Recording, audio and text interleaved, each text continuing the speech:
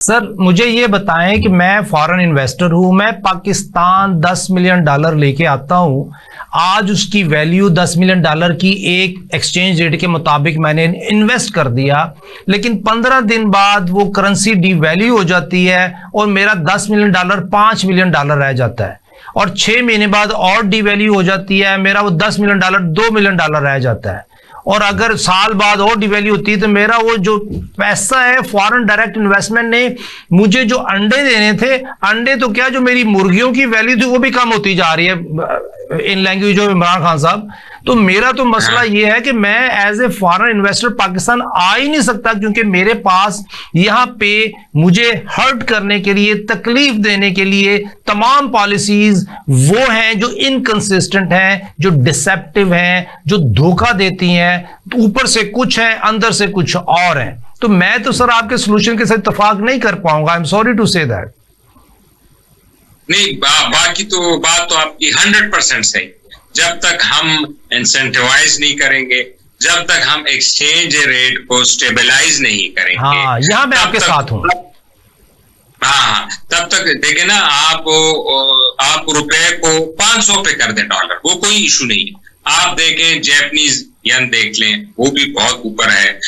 वो काफी ममालिक ऐसे हैं जिनकी डॉलर के अगेंस्ट, चाइनीज देख ले, चाइनीज युआन पे तो प्रेशर है कि वो डिप्रिशिएट करे, एप्रिशिएट करे उसको, लेकिन वो अभी भी डिप्रिशिएटेड पड़ा हुआ है, वो उसको एप्रिशिएट नहीं कर रहे हैं चाइनीज गवर्नमेंट जो है। तो काफी मुल्कों की करेंसी डॉलर के अगेंस्ट काफी ज्यादा ओवर डिप्रिशिएटेड है, लेकिन वो इशू नहीं। इशू तो ये है कि वो स्टेबलाइज करेंसीज नहीं। सर आपकी बात ये है कि अगर हम करेंसी को स्टेबलाइज कर दें, उसको पैक कर दें डॉलर के साथ या किसी इंटरनेशनल करेंसी के साथ जिसकी वैल्यू है, तो फॉरेन डायरेक्ट इन्वेस्टर पाकिस्तान आ जाएगा। तो इसका मतलब ये हुआ कि वो पॉलिसी जो स्टेट बैंक ऑफ पाकिस्तान इस वक्त करेंसी के मुतालिक चला रहा है वो इनकंसिस्टेंट है।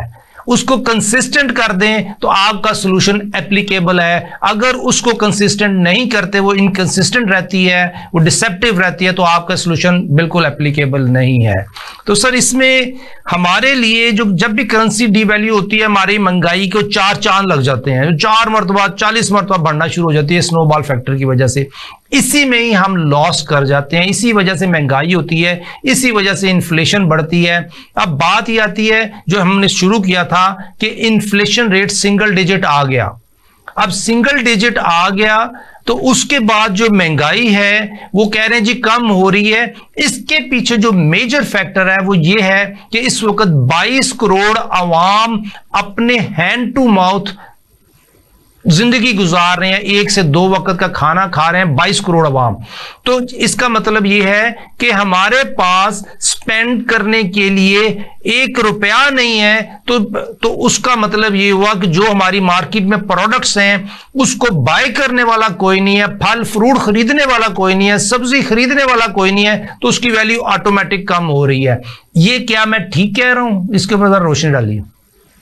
जी बिल्कुल, 110% आपकी बात सही है। और यही हमारा बेसिकली डायलेमा है कि जब भी हमारी डिप्रिशिएट होती है तो वो स्नोबॉल इफेक्ट आता है, आपकी महंगाई बढ़ती है, और फिर डिप्रिसिएशन की वजह से आपको इंटरेस्ट रेट भी ऊपर ले जाने पड़ते हैं। उस इंटरेस्ट रेट के साथ आपके प्रोडक्ट भी महंगी हो जाती है और लोगों की बाइंग पावर भी खत्म हो जाती है, क्योंकि इंपोर्टेड आइटम भी महंगी हो जाती है, रॉ मटेरियल भी महंगी हो जाती है।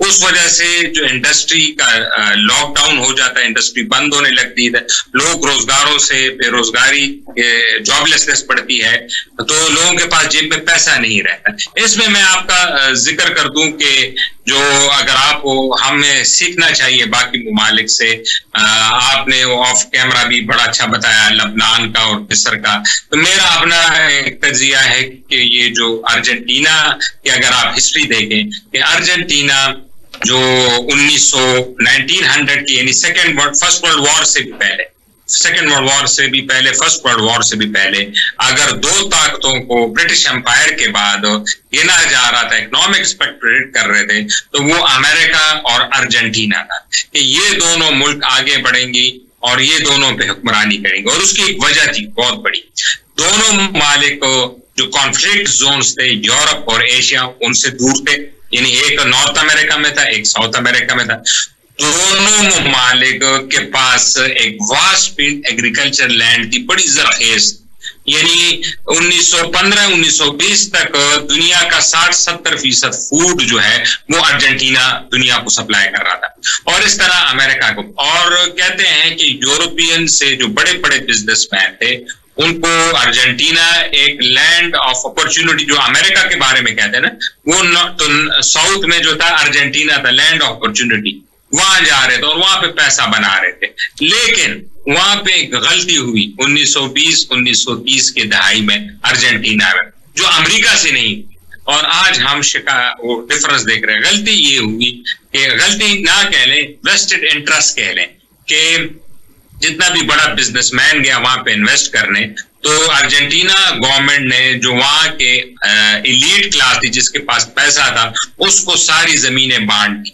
यानी हमारे यहाँ जिस तरह जागीरदार, वडेरे और नवाब हैं, इसी तरह वहां पे ये लोग जाके उन्होंने जमीनें ग्रैब कर ली, और वही लोग जाके इलेक्शन में उन्होंने हिस्सा लिया और वो सियासतदान बन गए।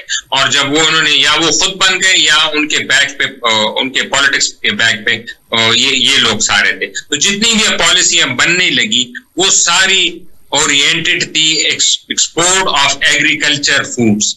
यानी जितनी भी गवर्नमेंट के इंसेंटिव आते थे, सब्सिडी आती थी, वो सारी आती थी, हुकूमत देती थी इन लोगों को। अर्जेंटीना पे हम बात कंटिन्यू करेंगे। आपने बताया कि अर्जेंटीना ने एक हिटमैन पॉलिसी दे दी जिसमें तमाम रूलिंग एलीट, तमाम अमीर क्लास को ज़मीन और रिसोर्सेज दे दिए गए, जिसकी वजह से अर्जेंटीना उस तरक्की की तरफ ना जा सका जिस तरफ आज बाकी नेशन है, जिस तरह यूएसए है। एक ब्रेक लेते हैं नाज़रीन, ब्रेक के बाद